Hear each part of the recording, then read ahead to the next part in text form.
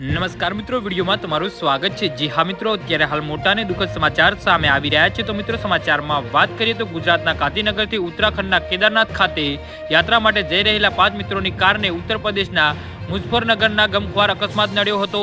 આ દુર્ઘટનામાં 4 યુવકોનું ઘટના સ્થળે જ મોત નીપજ્યું છે, જ્યારે એક યુવક ગંભીર રીતે ઇજાગ્રસ્ત થયો છે। ઇજાગ્રસ્ત યુવકને તાત્કાલિક સારવાર માટે હોસ્પિટલ ખસેડવામાં આવ્યો છે। જી હા મિત્રો, અત્યારે હાલ મોટા અને દુઃખદ સમાચાર સામે આવી રહ્યા છે।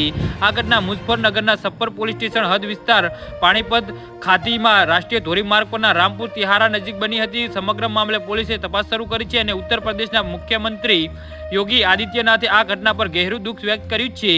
જી હા મિત્રો, અત્યારે હાલ મોટા અને દુઃખદ સમાચાર સામે આવી રહ્યા છે।